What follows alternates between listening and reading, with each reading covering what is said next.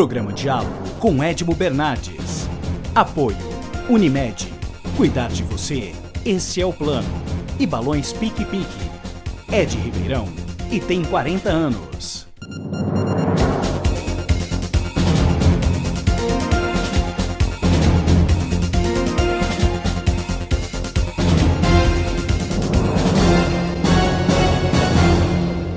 Boa noite. No programa de hoje eu recebo a economista-chefe da XP Investimentos, Zeina Latif. Zeina, obrigado.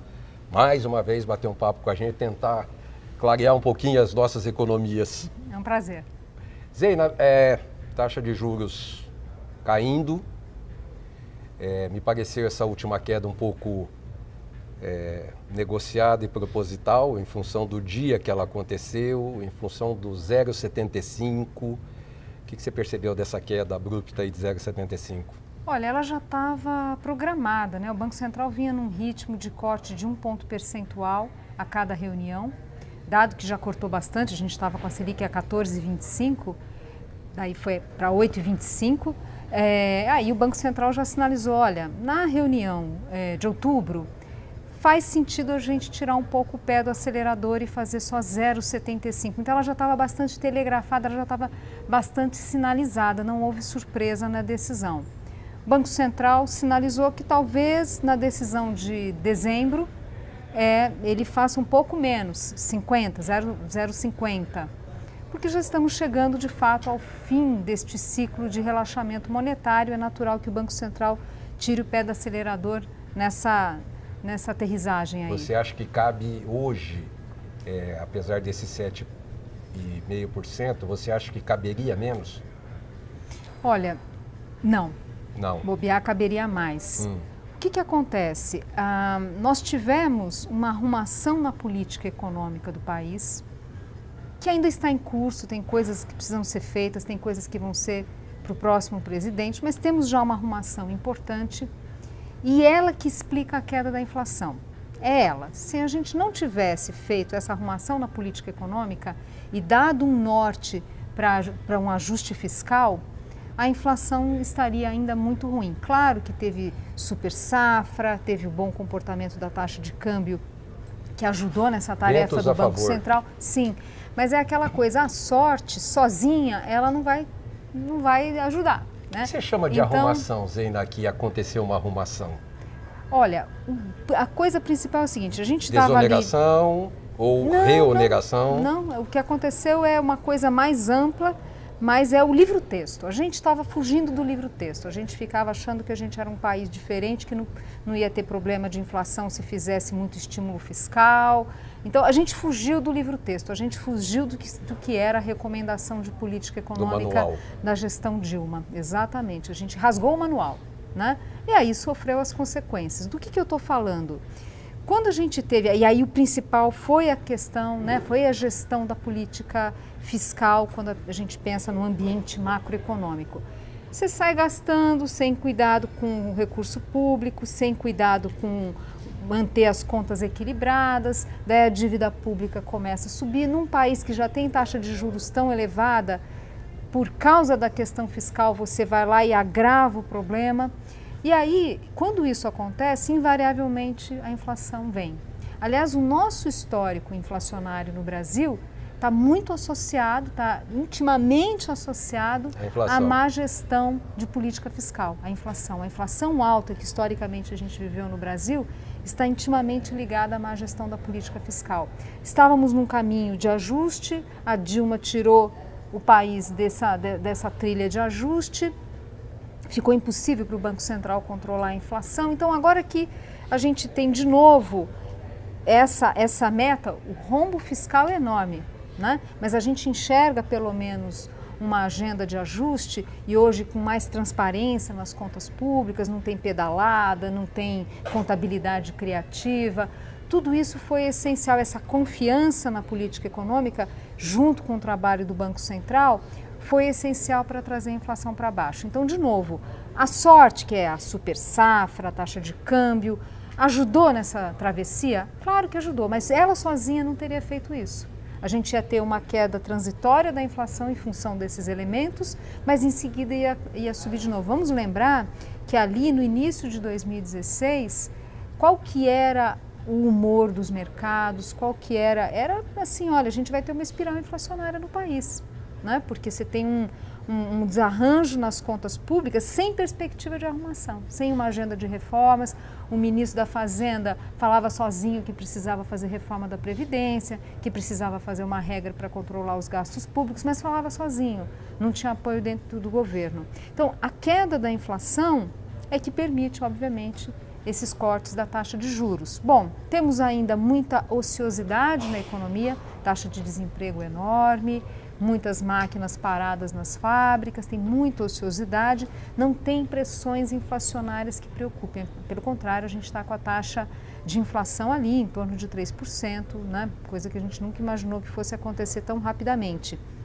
Então, na verdade, o Banco Central, se fosse para errar, vamos dizer assim, poderia ser errar no sentido de cortar até mais do que esse 0,75. O Banco Central é sempre zeloso, optou por já começar a desacelerar, dado o volume de cortes que já foi feito. Você falou do manual, né? Fugiu do manual, mas a arrumação na casa não aconteceu. Ou se aconteceu, foi muito pouco. Fala-se muito em cargos nomeados, fala-se muito em ministérios, fala-se muito em reforma da Previdência, fala-se muito... Bom, a reforma trabalhista ninguém sabe ainda como é que vai rolar isso ainda, quer dizer, efetivamente, ou se você tem uma visão da reforma trabalhista, é bom a gente falar, quer dizer, de qualquer forma, eu acho que a arrumação da casa não aconteceu ainda. Olha, eu acho que aconteceu bastante coisa já aconteceu bastante coisa, em várias frentes.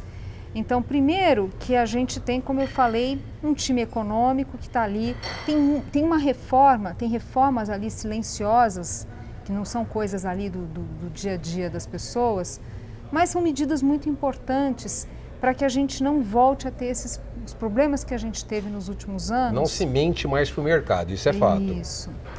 E é mais profundo que isso. Tem muitas medidas sendo feitas na economia. Então, tem medidas para aumentar, para melhorar, né, fortalecer segurança jurídica no mercado de crédito. Tem uma agenda ali que o Banco Central está tocando, que a Fazenda está tocando. A gente teve avanços, olha o que aconteceu com a Petrobras, olha o que aconteceu com a Eletrobras, gestão competente, né, empresas que estavam ali na Bacia das Almas já estão, né, começando a Petrobras voltando a investir, a Eletrobras se preparando para um país que está com questões, de novo, né, com preocupação de oferta de energia. A gente teve avanço em várias frentes, na verdade.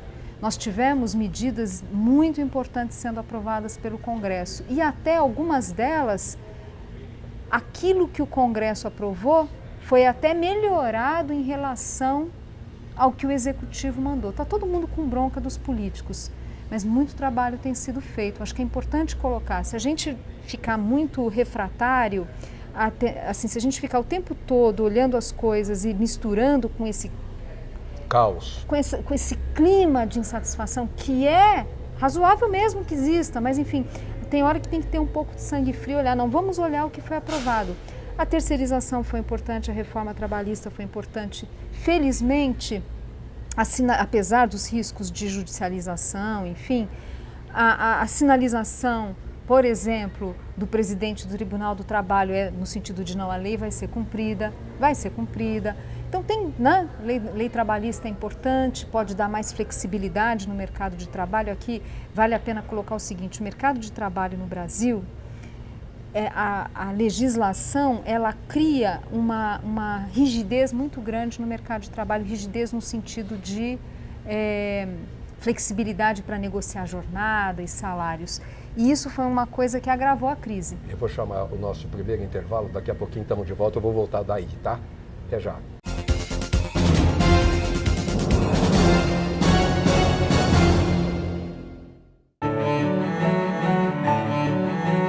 Fomos gerados na mais bonita das esperas. E ao nascer, ganhamos de presente a vida. Para desfrutá-la, é preciso apenas uma coisa: saúde. E colocarmos em prática a nossa vocação, que é cuidar. Hospital Unimed Ribeirão, um marco na saúde de todos nós. Ter mais informação faz bem até para o seu bolso. Clube do Assinante A Cidade. Mais benefícios para quem está sempre bem informado. Saiba mais em clubedoassinante.jornalacidade.com.br. Assine já e aproveite. 0800 775 7575. Voltamos a apresentar Diálogo com Edmo Bernardes. Apoio Unimed e Balões Pique-Pique. Estamos de volta com o segundo bloco do programa. Zeina, nós saímos do primeiro bloco falando da reforma trabalhista, né? O ministro Ives Gandra falando que vai cumprir a lei, o pessoal muito refratário, porque a Justiça do Trabalho tomou uma participação unilateral durante algum tempo e todo mundo reclama disso, todos os empresários reclamam disso, o empresário também errou, o empresário também abusou, né? Quando você diz com relação à flexibilização, no que você acha que isso pode melhorar, apesar de que você é economista? Olha, a flexibilização, ela permitir maior negociação. Bom, primeiro que você tem ali várias flexibilizações da CLT que ajudam a reduzir a insegurança jurídica, enfim, dá mais são medidas boas para o trabalhador, né? As pessoas poderem negociar o contrato da forma como elas querem. E num momento, por exemplo, de crise, como a gente teve uma crise tão dura, uma crise sem precedentes, em que teve demissões muito elevadas, nada comparado a momentos passados, com chefes de família perdendo emprego, a dúvida é, será que se a gente tivesse uma legislação mais flexível, será que as demissões teriam sido tão elevadas? Não. Na hora que a crise vem e arrasta, o empresário, o empregador, ele vai ter que ajustar a sua folha. Sem dúvida. É uma escolha de Sofia, porque ninguém fica feliz de mandar embora um funcionário. Às vezes tem um custo monetário e é gente que você treinou. Ninguém fica feliz. E que você sabe que você está perdendo ou deixando de faturar, por isso você está tendo que fazer isso. O momento é completamente depressivo. Exato. Agora, e se você pudesse negociar a redução de jornada? E se você pudesse falar, olha, vamos agora ajustar aqui salários, não vai dar para ser os mesmos benefícios. Aí vem o sindicato e diz, não quero, não pode, não deve, como é que faz? Daí, quanto mais a gente flexibilizar as regras trabalhistas, ter uma postura menos paternalista e deixar o mercado funcionar, vai ser bom para o trabalhador. Esse paternalismo não foi bom para o trabalhador. A missão do Estado é sempre ser o vigilante para garantir que não haja abusos. Essa missão, o Estado não pode abrir mão. O Estado tem que proteger os grupos vulneráveis, mas esse intervencionismo que a gente tem hoje, de um Estado que decide relações trabalhistas no mínimo detalhe, isso não está fazendo bem a ninguém, nem para o trabalhador, nem para o empregador. Então é uma medida importante, eu torço para que lei no Brasil tem que pegar, eu torço para que ela pegue, eu torço para que a Justiça do Trabalho caminhe na direção correta. Fiquei muito feliz com as declarações do Ives Gandra. Mas é isso, tem um monte de coisa que foi aprovada, foi a tal da regra do teto aprovada, que disciplina os gastos, vai forçar os nossos governantes a reavaliar políticas públicas. A gente tem um monte de política pública no Brasil que é ineficiente, então é bom mesmo que a gente passe um pente fino em todas elas. No fundo, o que eu estou querendo dizer é o seguinte, não é nada agradável acabar o dinheiro, mas tem um lado positivo de ter acabado o dinheiro, que é forçar o Brasil a buscar mais eficiência na gestão pública, mais eficiência nos programas que a gente tem. A gente saiu gastando, fazendo, sem o devido cuidado. E muitas políticas não deram certo. Algumas delas até já documentadas na literatura econômica, já com trabalhos de gente séria ali, por exemplo, no caso da política de campeões nacionais do BNDES, tem trabalho do Sérgio Lazzarini e do INSPER, foi lá, olhou os dados, pesquisou, enfim, e o que ele concluiu da pesquisa dele? Que a política de campeões nacionais do BNDES não funcionou. Ela não aumentou a taxa de investimento das empresas, ela aumentou o pagamento de dividendo, mas não a taxa de investimento. O pequeno empresário reclama muito do BNDES pela dificuldade que cria para você ter acesso ao dinheiro.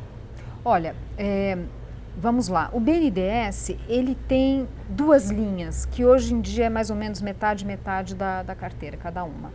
Tem aquela que é o empréstimo direto, que é direcionado para grande empresa, e o BNDES tem lá um corpo técnico competente, que conhece os setores profundamente, que conhece as empresas e faz o empréstimo diretamente. Mas aí já começa a primeira crítica. Muitas vezes fazem isso pensando no retorno, mas tem que pensar no retorno não para o banco do ponto de vista financeiro, mas o retorno para a sociedade. Muitas vezes são empresas que poderiam, que têm todas as condições, aliás, são empresas de grande porte, que têm condição de captar lá fora ou mesmo no mercado doméstico. Não precisa de taxa subsidiada do BNDES, que custa para a sociedade. Então, tem que atacar isso. Aí tem a outra parte de crédito que é feito via bancos. Então, são as linhas do BNDES que são repassadas aos bancos e o risco de crédito é do banco. Então, o que aconteceu nessa crise agora, com tanto aumento de inadimplência, com pedidos de recuperação judicial explodindo, né? Já tinha subido em 2015, 2016 subiu 45% pedido de recuperação judicial, a inadimplência da pessoa jurídica explodindo. Mas é natural. O que aconteceu? Mas muita insegurança jurídica nesse mercado, a capacidade dos bancos de recuperar ativos no Brasil é baixíssima, né? E esse é um elemento essencial para os bancos. Se ele empresta para um e se não paga, ele não consegue recuperar na justiça, ele não empresta para o próximo, a roda para. Ou encarece o valor São as desse duas dinheiro. coisas, acontecem as duas coisas. Então a gente precisa dar mais segurança para o mercado de crédito, tem agenda do Banco Central para isso, do Ministério da Fazenda, mas o meu ponto aqui é o seguinte, tinha linha do BNDES para repassar, mas os bancos não quiseram repassar. Então, parte da falta de recursos foi exatamente isso, quer dizer, o mercado de crédito ficou muito arriscado, os bancos se retraíram. Agora, tem uma coisa que também precisa ser colocada em relação a recursos do BNDES, como na maioria das vezes são recursos direcionados para investimento e ninguém estava querendo investir, a demanda também caiu. Né? A demanda por recursos do BNDES ela caiu bastante, mas teve essa questão dos próprios bancos comerciais não terem interesse em repassar e às vezes nem poderem repassar, porque tem regras prudenciais que têm que ser atingidas, que não tinham nem condição de repassar essa linha, né, do BNDES. Então o mercado ficou seco e obviamente isso agravou a crise. Eu vou chamar o nosso segundo intervalo, mas antes eu queria já deixar a bola pingando para o próximo. Quando eu disse que o governo fez algumas coisas que ele poderia ter feito mais, especialmente da arrumação da casa, eu queria dissociar, por exemplo, o que o Manteiga fez, ou a Dilma, com a energia elétrica, o que fez com o combustível, obrigatoriamente o governo tinha que arrumar. Isso está arrumando. Está arrumando. Está arrumando. Né? Apesar de que outubro foram 16 aumentos na gasolina. 16 aumentos na gasolina. Olha, essa é a regra do jogo. Se o insumo fica mais caro, tem que repassar isso para o consumidor. Isso acontece em qualquer lugar do mundo. Civilizado. No Chile é assim, por exemplo. Aumentou, repassa. Essa é a regra do jogo. É melhor isso do que ficar segurando artificialmente, lá na frente a bomba explode. Vamos lembrar o que aconteceu com tarifa de energia que subiu 50% ali em 2015. Aí é horroroso. Daí é um choque que o setor... Foi mais um choque para o setor produtivo. Como se não bastasse inflação alta, juros altos, aquela bagunça na macroeconomia, ainda um choque de tarifa. Eu vou chamar esse intervalo, daqui a pouquinho estamos de volta.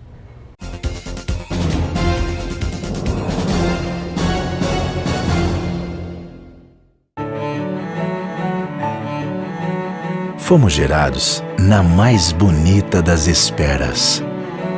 E ao nascer, ganhamos de presente a vida. Para desfrutá-la, é preciso apenas uma coisa: saúde. E colocarmos em prática a nossa vocação, que é cuidar. Hospital Unimed Ribeirão, um marco na saúde de todos nós. Ter mais informação faz bem até para o seu bolso. Clube do Assinante à Cidade. Mais benefícios para quem está sempre bem informado. Saiba mais em clubedoassinante.jornalacidade.com.br. Assine já e aproveite. 0800 775 7575. Voltamos a apresentar Diálogo com Edmo Bernardes. Apoio Unimed e Balões Pique-Pique.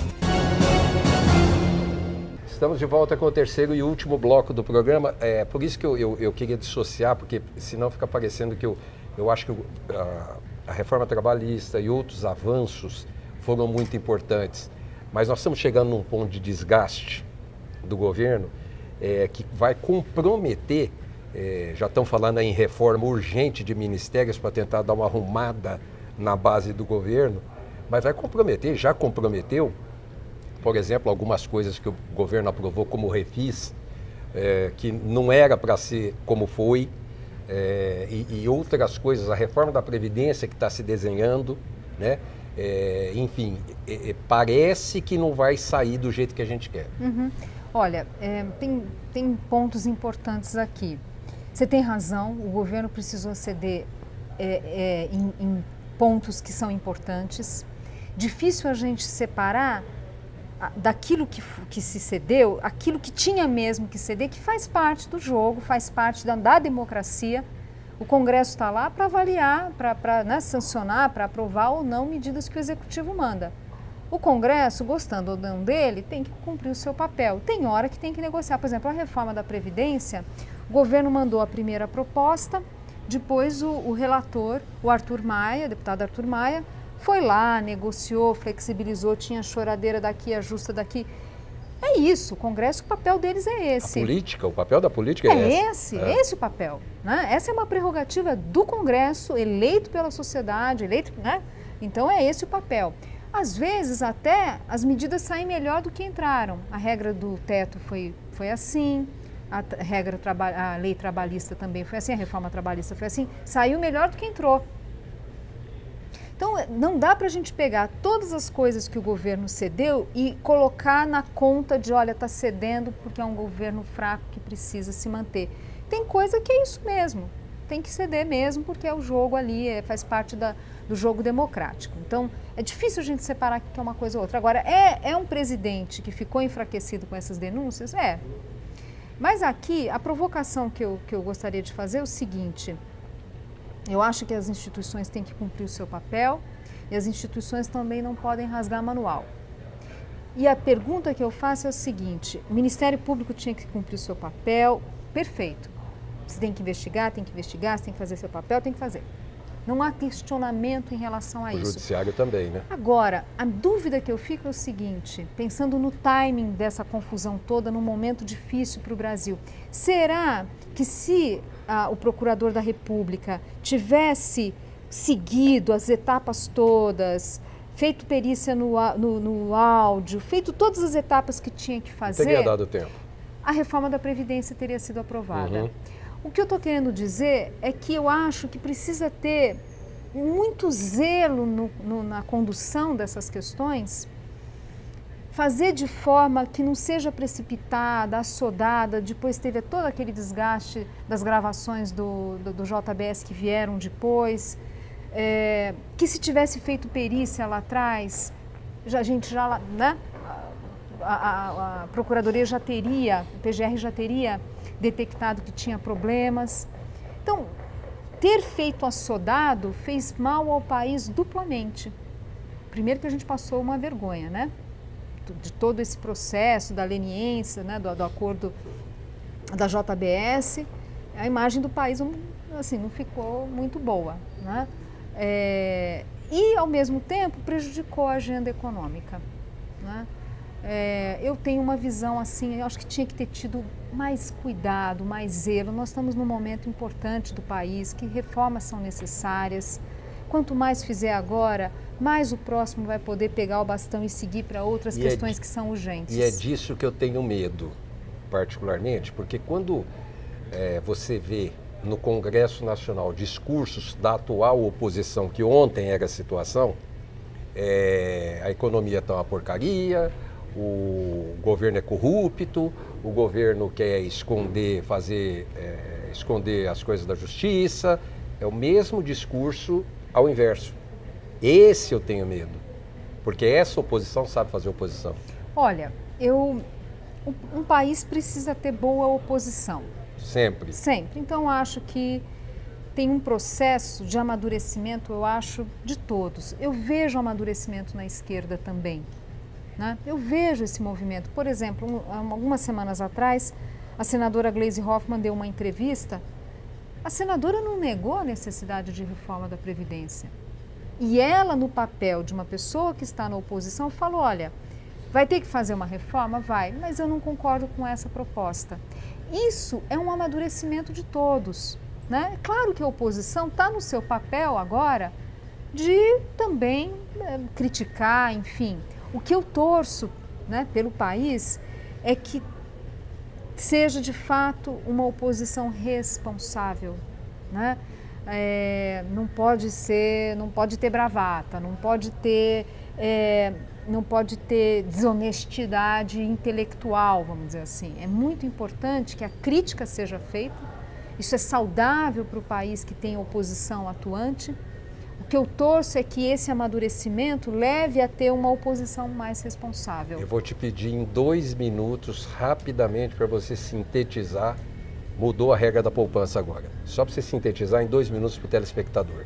Baixamos de 8%, a poupança fica melhor do que era com mais de 8% de taxa de juros. Eu não sou a melhor pessoa para falar, para falar de investimentos, né? Olha, tem muitos recursos que estão na poupança, grandes fortunas inclusive, mas que certamente há outras opções mais rentáveis. Eu sei, eu mesmo não tenho dinheiro na poupança porque não é das melhores aplicações e a gente sabe disso. E eu tenho dinheiro na XP, inclusive, né? Mas porque parece que é a queridinha da população brasileira mais baixa, né? O cara tem lá R$1.000, R$500, R$2.000, ele vai direto para a poupança. Não tem que pagar a taxa de administração como no fundo de investimento. Agora, a gente tem visto um crescimento que está vindo ali, por exemplo, do Tesouro Direto. Né? Então, acho que tem aí. A taxa de juros baixa vai forçar todos a serem mais cautelosos aí nos seus investimentos, né? No sentido de procurar boas opções. Acho que isso vai ser inevitável, né? Mas esse é o bom problema, né? Que bom que a taxa de juros está caindo. Esse é o bom problema. Mas vai dar para a gente procurar novos caminhos e eu acho que tem novos caminhos que podem ser procurados e é até legal para esse pessoal tomar contato, tomar conhecimento com o mercado financeiro de ações, enfim, renda fixa, outras aplicações além da própria caderneta de poupança, além da própria poupança. É isso aí. Zena, muito obrigado. Eu que agradeço. Semana que vem a gente está de volta com mais um diálogo. Até lá. Programa Diálogo com Edmo Bernardes. Apoio Unimed. Cuidar de você, esse é o plano. E Balões Pique Pique. Ed Ribeirão e tem 40 anos.